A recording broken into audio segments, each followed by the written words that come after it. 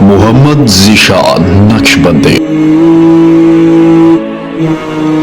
اگر آج ہی رات کو اللہ تعالی کی طرف سے فرشتہ آ جائے، ملک الموت آ جائے اور وہ یہ کہے کہ اے انسان تیرا وقت پورا ہو چکا ہے، چل تو اپنے رب کے پاس چل، تو ہم میں سے کتنے لوگ ہیں جو مسکرا کر جواب دیں گے، کہیں گے الحمدللہ میں اپنے اللہ کے پاس جانے کے لیے تیار ہوں۔ اور کتنے لوگ ایسے ہوں گے جن کے دل کانپ اٹھیں گے، دل سے صرف ایک آواز نکلے گی کہ اللہ ابھی تو کچھ کام باقی ہیں، ابھی تو کچھ گناہوں سے توبہ کرنی ہے، ابھی تو نمازیں درست کرنا باقی ہیں۔ یہی سوچ اس بات کی علامت ہے کہ ہم دنیا کو کتنا سمجھ پائے ہیں۔ آج انسان پوری زندگی ایک گھر بنانے کے لیے لگا دیتا ہے، پھر ایک دن 4 آدمی اسے اٹھا کر ایسے گھر میں چھوڑ آتے ہیں جہاں سے وہ کبھی بھی واپس نہیں آ سکتا۔ آج انسان کہتا ہے یہ میرا گھر ہے، یہ میری زمین ہے، یہ میری دکان ہے، لیکن جب موت آتی ہے اور صرف ایک جملہ کہتی ہے یہ سب کچھ تمہارا نہیں تھا، تو صرف چند دن کا مہمان تھا۔ دنیا حقیقت میں ہے ہی کیا؟ اللہ تعالیٰ نے دنیا کی حقیقت ایک آیت میں بیان فرما دی، وَمَا الْحَيَاةُ الدُّنْيَا إِلَّا مَتَاعُ الْغُرُورِ، دنیا کی زندگی دھوکے کے سامان کے سوا کچھ بھی نہیں ہے۔ ذرا غور کریں، اللہ رب العزت نے دنیا کو حرام نہیں فرمایا، دنیا کو برا بھی نہیں فرمایا، بلکہ یہ فرمایا کہ یہ دھوکے کا سامان ہے۔ دھوکہ کب ہوتا ہے؟ جب کوئی چیز حقیقت سے زیادہ بڑی نظر آنے لگ جائے۔ دنیا بھی یہی کرتی ہے، وہ انسان کو ایسا محسوس کرواتی ہے، ایسا دکھاتی ہے کہ جیسے ہمیشہ یہیں رہنا ہے۔ آقا مدنی صلی اللہ علیہ وسلم نے دنیا کی حقیقت کیسے سمجھائی ہے؟ حضرت عبداللہ بن عمر رضی اللہ تعالی عنہ فرماتے ہیں رسول اللہ صلی اللہ علیہ وسلم نے میرے کندھے پر ہاتھ رکھا اور فرمایا دنیا میں ایسے رہو جیسے تم اجنبی ہو یا پھر مسافر ہو۔ اب سوچنے کی بات ہے کہ مسافر کی سب سے بڑی پہچان کیا ہوتی ہے؟ وہ راستے کو اپنا گھر نہیں بناتا، بلکہ اسے تو معلوم ہوتا ہے کہ اس نے آگے جانا ہے۔ لیکن افسوس، ہم نے تو دنیا کو منزل سمجھ لیا ہے، ہم نے تو دنیا کو اپنا گھر بنا لیا ہے، حالانکہ یہ تو صرف راستہ ہے۔ کبھی آپ نے کسی قبرستان میں جنازہ اترتے ہوئے دیکھا ہوگا، لوگ میت کو قبر تک چھوڑتے ہیں، دعا کر لیتے ہیں، پھر ایک ایک کر کے سارے واپس آ جاتے ہیں، لیکن ایک شخص وہ واپس نہیں آ سکتا، وہ وہیں قبر میں رہ جاتا ہے۔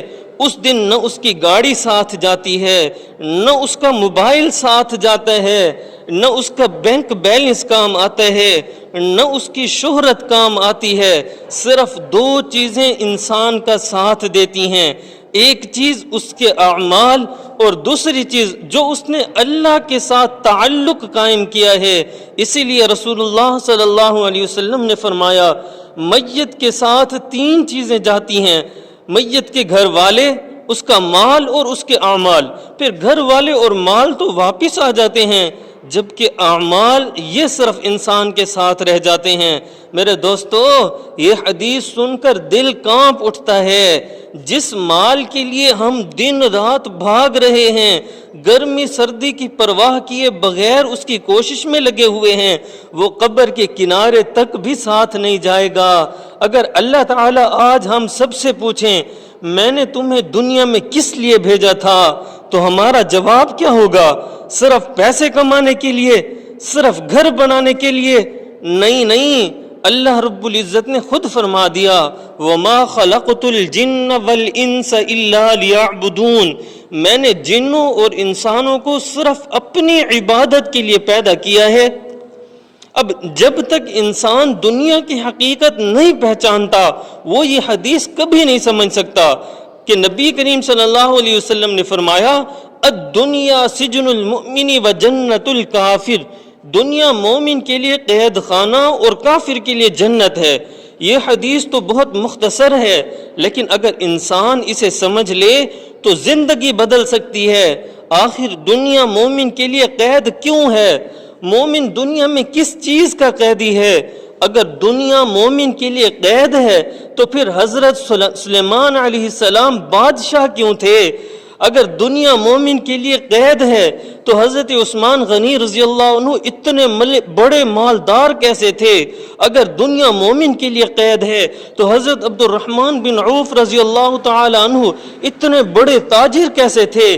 اس کا جواب یہ ہے کہ قید کا تعلق مال سے نہیں بلکہ دل سے ہے۔ ہو سکتا ہے کہ ایک آدمی محل میں رہتا ہو لیکن اس کا دل اللہ کے سامنے جھکا ہوا ہو، اور یہ بھی ہو سکتا ہے کہ ایک آدمی فقیر ہو لیکن اس کا دل دنیا کی محبت میں گرفتار ہو چکا ہو۔ اسلام نے کبھی مالداری کو برا نہیں کہا بلکہ مال کی غلامی کو برا کہا ہے۔ مومن کی قید کیا ہے؟ مومن ہر کام نہیں کرتا بلکہ مومن دیکھتا ہے کہ میرا رب اس کام سے راضی ہوگا یا نہیں ہوگا۔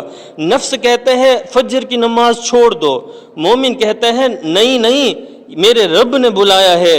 شیطان کہتا ہے حرام کما لو، مومن کہتا ہے نہیں نہیں میرا رزق تو میرے اللہ کے ہاتھ میں ہے۔ نفس کہتا ہے نگاہ اٹھاؤ، بد نظری کر لو، مومن فوراً نظریں جھکا لیتا ہے۔ کیوں؟ کیونکہ وہ جانتا ہے کہ آج چند لمحوں کی قربانی کل ہمیشہ کی کامیابی بن جائے گی۔ قرآن عظیم الشان نے مومن کی پہچان بتا دی، وَأَمَّا مَنْ خَافَ مَقَامَ رَبِّهِ وَنَهَى النَّفْسَ عَنِ الْهَوَىٰ، کہ جو اپنے رب کے سامنے کھڑا ہونے سے ڈرا، اپنے نفس کو خواہشات سے روکے رکھا، تو اس کا ٹھکانہ جنت ہے۔ اب غور کیجئے کہ اللہ رب العزت نے یہ نہیں فرمایا جس نے ہر خواہش پوری کر لی، بلکہ فرمایا جس نے خواہش کو اللہ کے حکم کے تابع کر لیا۔ حضرت یوسف علیہ السلام جوان بھی تھے، تنہائی بھی تھی، گناہ کا موقع بھی ملا ہوا تھا، اور دعوت بھی سامنے سے دی جا رہی ہے۔ اگر وہ چاہتے تو دنیا کی چند لمحوں کی لذت حاصل کر سکتے تھے، لیکن انہوں نے کیا کر لیا؟ رب السجن احب الی مما یدعوننی الی، اے میرے رب یہ قید خانہ مجھے اس گناہ سے زیادہ پسند ہے جس کی طرف یہ مجھے بلا رہی ہے۔ یہی تو مومن کی پہچان ہے، یہی تو مومن ہے جس کے سامنے دو راستے ہوں، ایک راستہ گناہ کا راستہ، دوسرا راستہ تکلیف کا راستہ۔ وہ مومن تکلیف تو قبول کر سکتا ہے لیکن اپنے اللہ کی نافرمانی قبول نہیں کر سکتا۔ حضرت بلال حبشی رضی اللہ تعالی عنہ گرم ریت پر لٹایا جا رہا ہے، سینے پر بھاری پتھر رکھا گیا، کہا گیا کہ محمد کا انکار کر دو، لیکن ان کی زبان صرف ایک لفظ تھا، احد احد بولے جا رہے تھے، اللہ ایک ہے، اللہ ایک ہے۔ جسم تکلیف میں تھا لیکن دل آزاد تھا۔ اور آج جن لوگوں نے ظلم کیا تھا ان کے نام نفرت سے لیے جاتے ہیں، اور بلال کا نام محبت اور احترام سے لیا جاتا ہے۔ لوہے کی سلاخوں والی جیل سے نکلنا آسان ہے لیکن گناہوں کی جیل سے نکلنا یہ بڑا مشکل کام ہے۔ یہ جھوٹ، یہ حرام، بدنگاہی، یہ تکبر، حسد، یہ غیبت، یہ وہ زنجیریں ہیں جو انسان کو اندر سے قیدی بنا دیتی ہیں۔ بعض لوگ سمجھتے ہیں کہ ہم تو آزاد ہیں، حالانکہ وہ اپنی خواہشات کے غلام ہوتے ہیں، اپنے نفس کے قیدی ہوتے ہیں۔ اگر ایک آدمی ڈاکٹر کے پاس چلا جائے اور ڈاکٹر کہے 6 مہینے میٹھا مت کھاؤ، وہ میٹھا کھانا چھوڑ دیتا ہے۔ کیوں؟ کیونکہ اسے اپنی صحت عزیز ہے۔ مگر جب اللہ رب العزت فرماتے ہیں کہ حرام چھوڑ دو تو نفس کہتا ہے ابھی نہیں، سوچنے کی بات ہے، ہمیں اپنی صحت کی تو فکر ہے لیکن اپنی آخرت کی فکر کتنی کرتے ہیں؟ خواہشوں کی راہ میں چلتے رہے عمر بھر، خواہشوں کی راہ میں چلتے رہے عمر بھر، منزل رضا ملی تو نفس کو روکنے سے ملی۔ میرے بھائیوں، مومن دنیا میں مجبور نہیں ہوتا بلکہ اپنے رب کی محبت میں خود اپنی خواہشات کو محدود کرتا ہے، اسی لیے دنیا اس کے لیے قید ہے۔ لیکن یہی قید کل جنت کے دروازے کھول دے گی، اور جس نے دنیا میں ہر خواہش پوری کر لی وہ شاید چند دن تو ہنس لے گا، لیکن اگر اللہ ناراض ہو گیا تو ہمیشہ ہمیشہ کی راحت سے ہمیشہ ہمیشہ محروم ہو جائے گا۔ اللہ رب العزت فرماتے ہیں افرأیت من اتخذ الہہ ہوا، کیا آپ نے اس شخص کو دیکھا جس نے اپنی خواہش کو اپنا معبود بنا لیا؟ یہ آیت بہت خوف پیدا کرتی ہے۔ انسان بتوں کو سجدہ نہ کرے، لیکن اگر ہر فیصلہ اپنی خواہش کے مطابق کر لے اور اللہ کے حکم کو چھوڑ دے تو گویا اس نے اپنی خواہش کو اپنا حاکم بنا لیا۔ آج کا انسان کس چیز کا قیدی ہے؟ سوچنے کی بات ہے، کتنے لوگ ہیں جو موبائل کے بغیر 1 گھنٹہ نہیں رہ سکتے، کتنے لوگ ہیں جو ایک دن سوشل میڈیا نہ کھولیں تو بے چین ہو جاتے ہیں، کتنے لوگ ہیں جنہیں نماز میں 5 منٹ مشکل لگتے ہیں لیکن موبائل پر 2 گھنٹے آسانی سے گزر جاتے ہیں۔ یہ آزادی نہیں ہے میرے بھائیوں، یہ آزادی نہیں ہے، یہ بھی ایک قید ہے، اور یہ بہت بڑی قید ہے۔ شیطان صرف شراب سے نہیں پکڑتا، وہ تو غفلت سے بندے کو پکڑ لیتا ہے۔ حضرت یوسف علیہ السلام نے فرمایا اے میرے رب، مجھے گناہ سے بچنے کے لیے قید خانہ زیادہ پسند ہے۔ میرے دوستو، ایک طرف گناہ ہے، دوسری طرف جیل ہے۔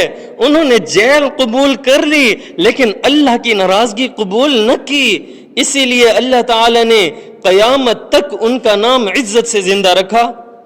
حضرت امام احمد بن حنبل رحمہ اللہ اس لیے قید کیا گیا کہ وہ قرآن کے بارے میں غلط عقیدہ قبول کرنے پر تیار نہ ہوئے، انہیں کوڑے بھی مارے گئے لیکن انہوں نے حق کو نہ چھوڑا۔ ایک شاگرد نے عرض کیا استاد اتنی تکلیف کیسے برداشت کرتے ہیں؟ انہوں نے فرمایا جب مجھے جنت یاد آتی ہے تو یہ کوڑے ہلکے محسوس ہوتے ہیں، یہی تو مومن کی پہچان ہے، وہ دنیا کی تکلیف کو آخرت کے بدلے میں معمولی سمجھتا ہے۔ فرض کریں ایک باپ اپنے چھوٹے بچے کا ہاتھ پکڑ کر سڑک پار کروا رہا ہو، بچہ ضد کرتا ہے ابو میرا ہاتھ چھوڑ دیں۔ اب اگر باپ ہاتھ چھوڑ دے گا تو بچہ گاڑی کے نیچے بھی آ سکتا ہے، اس لیے باپ اس کی آزادی محدود کرتا ہے۔ کیوں؟ کیونکہ وہ اس سے محبت کرتا ہے۔ اللہ کے احکام بھی ایسے ہیں، یہ نماز، روزہ، یہ پردہ، اپنی نگاہیں نیچی رکھنا، یہ حلال و حرام میں فرق کرنا، یہ پابندیاں نہیں ہیں، یہ تو اللہ کی رحمت ہے جو ہمیں دنیا اور آخرت کی تباہی سے بچاتی ہے۔ جو نفس کے آگے جھک گیا وہ ہر در پہ جھکتا چلا گیا، جو نفس کے آگے جھک گیا وہ ہر در پہ جھکتا چلا گیا، جو رب کے آگے جھک گیا وہ ہر خوف سے آزاد ہو گیا۔ میرے بھائیوں، آج رات سونے سے پہلے صرف ایک سوال اپنے دل سے پوچھیں کہ میں کس چیز کا قیدی ہوں؟ مال کا قیدی ہوں، کیا میں شہرت کا قیدی ہوں، یا پھر میں موبائل کا قیدی ہوں، یا میں اپنے نفس کا قیدی ہو چکا ہوں؟ اگر جواب مل جائے تو سمجھ لینا کہ اصلاح کا راستہ بھی مل گیا۔ کیوں؟ کیونکہ جس دن انسان اپنے نفس کو اللہ کے حوالے کر دیتا ہے اسی دن سے اس کی اصل آزادی شروع ہو جاتی ہے۔ ایک سوال پیدا ہوتا ہے کہ آخر مومن یہ سب کچھ کیوں برداشت کرتا ہے؟ یہ نماز کی پابندی یہ کیوں ہے مومن کے لیے؟ یہ نگاہوں کی حفاظت، یہ خواہشات کو روکنا آخر کیوں؟ اس کا صرف ایک جواب ہے، کیونکہ مومن کو جنت پر یقین ہے، مومن کو آخرت پر یقین ہے۔ جسے منزل نظر آ جائے وہ راستے کی تکلیف نہیں گنتا۔ فرض کریں ایک طالب علم کو یقین ہو کہ اگر وہ 1 سال محنت کرے گا تو ڈاکٹر بن جائے گا، وہ راتوں کو بھی جاگتا ہے، وہ دوستوں کی محفلیں بھی چھوڑ دیتا ہے، وہ آرام بھی چھوڑ دیتا ہے۔ کیوں؟ کیونکہ اسے منزل نظر آ رہی ہوتی ہے۔ اسی طرح جب مومن کو یقین ہوتا ہے کہ اس کے بدلے میں جنت ملے گی تو دنیا کی قربانیاں آسان ہو جاتی ہیں۔ اللہ تعالیٰ فرماتے ہیں فَلَا تَعْلَمُ نَفْسٌ مَّا أُخْفِيَ لَهُم مِّن قُرَّةِ أَعْيُنٍ جَزَاءً بِمَا كَانُوا يَعْمَلُونَ۔ کوئی نہیں جانتا کہ ان کے لیے آنکھوں کی ایسی ٹھنڈک چھپا کر رکھی گئی ہے جو ان کے اعمال کا بدلہ ہوگی۔ اللہ تعالیٰ فرماتے ہیں تم تصور بھی نہیں کر سکتے کہ جنت کیسی ہے۔ رسول اللہ صلی اللہ علیہ وسلم نے جنت کی حقیقت بیان فرمائی۔ حدیث قدسی میں آتا ہے کہ اللہ تعالیٰ فرماتے ہیں میں نے اپنے نیک بندوں کے لیے وہ نعمتیں تیار کر رکھی ہیں جنہیں نہ کسی آنکھ نے دیکھا، نہ کسی کان نے سنا، اور نہ کسی انسان کے دل میں ان کا خیال آیا۔ یعنی اگر دنیا کی ساری خوبصورتی ایک جگہ جمع کر دی جائے تب بھی جنت کی ایک نعمت کے برابر نہیں ہو سکتی۔ رسول اللہ صلی اللہ علیہ وسلم نے فرمایا اگر اللہ کے نزدیک دنیا کی حیثیت مچھر کے ایک پر کے برابر بھی ہوتی تو وہ کسی کافر کو اس میں سے ایک گھونٹ پانی بھی نہ دیتا۔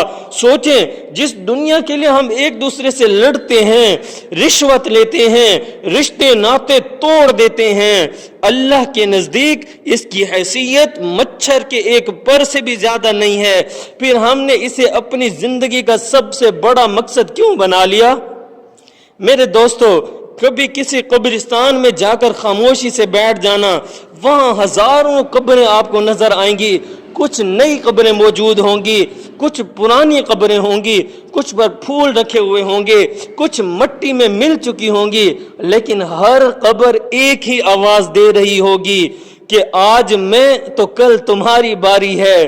قرآن عظیم الشان میں ہے کل نفس ذائقۃ الموت، ہر جان نے موت کا مزہ چکھنا ہے۔ یہ آیت صرف پڑھنے کے لیے نہیں ہے، اپنی زندگی بدلنے کے لیے ہے۔ حضرت سلمان فارسی رضی اللہ عنہ آخری وقت میں رو پڑے۔ لوگوں نے عرض کیا کہ آپ کیوں روتے ہیں؟ فرمایا آقا مدنی صلی اللہ علیہ وسلم نے ہمیں دنیا میں اتنا ہی سامان رکھنے کی نصیحت فرمائی تھی جتنا ایک مسافر کے پاس ہوتا ہے، اور میں ڈر رہا ہوں، مجھے ڈر ہے کہ میرے پاس اس سے زیادہ سامان ہو گیا ہے۔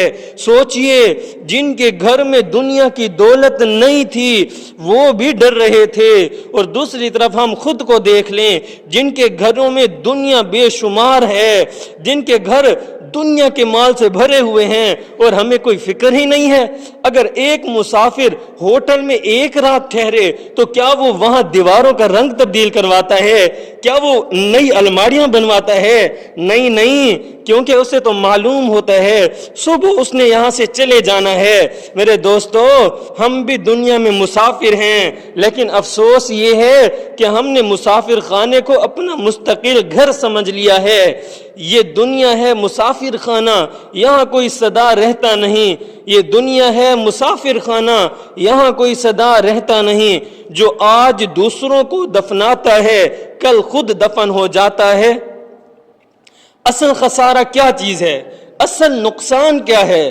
لوگ کہتے ہیں کہ میرا کاروبار خسارے میں چلا گیا، میرا مال کم ہو گیا، لیکن قرآن کہتا ہے اصل خسارہ یہ نہیں ہے، بلکہ اصل خسارہ یہ ہے کہ انسان اپنی آخرت کھو دے۔ اللہ تعالیٰ فرماتے ہیں ان الخاسرین الذین خسروا انفسهم واہلیہم یوم القیامہ، حقیقی خسارے والے وہ ہیں جنہوں نے قیامت کے دن اپنے آپ کو اور اپنے گھر والوں کو خسارے میں ڈال دیا۔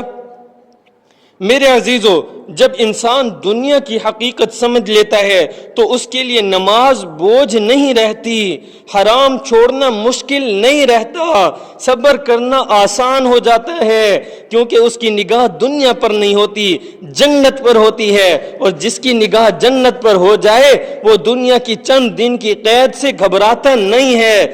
یہ سانس بھی امانت ہے، یہ زندگی بھی عاریت، یہ سانس بھی امانت ہے، یہ زندگی بھی عاریت، جو رب کے نام پر گزر گئی وہی ہے حقیقت حیات۔ میرے عزیز دوستو، دنیا کو برا مت سمجھو، دنیا تو آخرت کی کھیتی ہے۔ اگر یہاں ایمان، نماز، تقوی اور نیک اعمال کا بیج ڈالو گے تو آخرت میں جنت کا پھل کاٹو گے، لیکن اگر یہاں صرف خواہشات، غفلت اور گناہ کا بیج بولو گے تو قیامت کے دن حسرت ہی حسرت ہوگی۔ دنیا ہمیشہ کے لیے نہیں ملی، لیکن آخرت تو ہمیشہ کے لیے مل جائے گی۔ اس لیے فیصلہ یہ نہیں کہ دنیا میں کتنے سال جینا ہے، فیصلہ یہ ہے کہ مرنے کے بعد کہاں رہیں گے، قید خانہ یا پھر جنت۔ دعا ہے کہ اللہ رب العزت ہمارے دلوں سے وہ محبت نکال دیں جو ہمیں اللہ کی محبت سے غافل کرتی ہے۔ میرے دوستو، دنیا کی قید ختم ہونے والی ہے لیکن جنت کی آزادی کبھی ختم نہ ہونے والی ہے۔ اس لیے دنیا کو اپنی جنت نہ بناؤ بلکہ جنت کے لیے دنیا کو اپنا میدان عمل بنا لو۔